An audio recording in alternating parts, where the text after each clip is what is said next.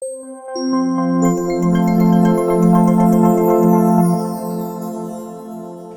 od nikdaj se svet vrti okoli tehnike. Šele ko je človek začel izdelovati prva orodja, so bili postavljeni tudi temelj za nastanek civilizacij. Boljša orodja so pomenila večjo prednost in prav zato je tehnološki razvoj od nikdaj v središču zanimanja vsake skupnosti. V tem duhu je treba razumeti tudi razvoj in pomen inovativnosti v elektronski in elektroindustriji. Trdoživost vsake panoge je odvisna od hitrega iskanja rešitev in sposobnosti prilagajanja. V preteklih letih izzivov ni manjkalo.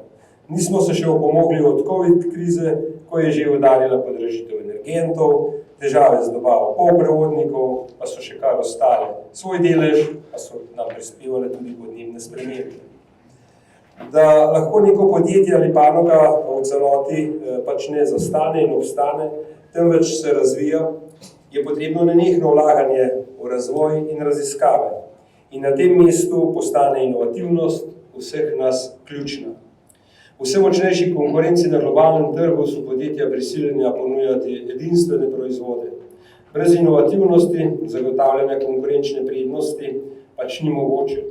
Če vemo, da so bile v preteklosti inovacije pogostokrat rezultat naključij, moramo priznati tudi, da temu že dolgo ni več tako. V svetu poplavljenem z idejami in vedno novimi izdelki je nekaj novega moč razviti le z vlaganjem v razvoj in raziskave in sodelovanjem vseh deležnikov. Slovenska elektronska in elektroindustrija predstavlja pomemben del slovenskega gospodarstva in je izrazito usmerjena k tujim trgom. Še toliko bolj je zato pomembno, da Zbornica elektronske in elektroindustrije, ki združuje skoraj 160 podjetij, nudi storitve za podporo konkurenčnosti in hkrati organizira tudi številne strokovne dogodke.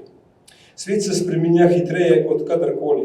Spreminja se podnebje, negotovi so geopolitični odnosi, spreminja se tudi medsebojni odnosi na vseh ravneh. Spreminjanjem teh odnosov se razvijajo vedno nova pričakovanja, zahteve, na katere je treba iskati nove odgovore. Za iskanje teh odgovorov pa ne nazadnje potrebujemo kadre z ustreznimi kompetencami, za kar je poleg razvoja usmerjenega gospodarstva nujen tudi kakovosten razvoj vseh ostalih družbenih sistemov in podsistemov, vključno z izobraževalnim sektorjem. Za uspešno sodelovanje si moramo nenehno prizadevati. Spremembam mora slediti tudi ažurno prilagojena zakonodaja. V oblikovanju in sprejemanju zakonodaje pa ima pomembno vlogo tudi Državni svet. Državni svet je organ, ki na zakonodajni ravni nastopa kot eden od dejavnikov odločanja v procesu sprejemanja politik. Z ustavo določene pristojnosti pač omogočajo udeležbo v tem zakonodajnem postopku. V praksi Državni svet je institucija, ki tesno sodeluje s civilno družbo, črpa pobude iz zakonodajne rešitve. Zato se res zavedamo pomena Državnega sveta vizavi gospodarstva.